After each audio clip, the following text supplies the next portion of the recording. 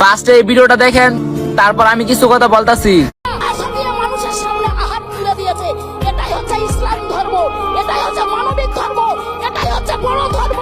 আর রক্ত লাগে তখন কি আমরা বলি যে ডাক্তার বাবু আমি হিন্দুর রক্ত এনে দেবো না মুসলিমের রক্ত এনে দেবো? কেউ বলে যখন একটা ট্রেনের ড্রাইভার হিন্দু কি মুসলিম, আমরা দেখে কি ট্রেনে উঠি যে সে হিন্দু কি মুসলিম? যখন আমরা কোনো দোকানে যাই আমরা কি বলি আপনি হিন্দু কি মুসলিম? আজকে আমাদের মধ্যে যে বিভাজনের একটা বাজে একটা জিনিস সৃষ্টি করা যায়, এইগুলোকে ধ্বংস করতে হবে গণতান্ত্রিক পদ্ধতিতে, কোন রকম লড়াই ঝগড়া না। কারণ ইসলাম ধর্ম শান্তির ধর্ম। আমি কিন্তু যতটুকু জানি ততটুকুই বলবো। মোহাম্মদ সাহেবকে অত্যন্ত ওনাকে আমি শ্রদ্ধা করি, কারণ উনি ছিল সারা বিশ্বের কিন্তু শান্তির দূত, সারা বিশ্বের সারা পৃথিবী।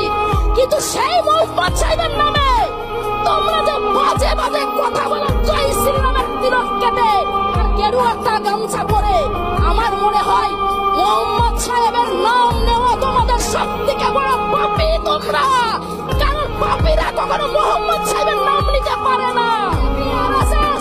এরা কখনো দেশপ্রেমী হতে পারে না, মানুষ প্রেমী হতে পারে না, সমাজ প্রেমী হতে পারে না, ধর্মপ্রেমী হতে পারে না।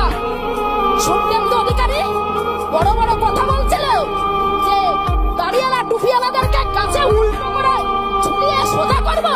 এই শুভেন্দু অধিকারী তোমার বাবার 14 গোষ্ঠীকে আমরা একদম গণতান্ত্রিক ভাবে আমরা শিক্ষা দিয়ে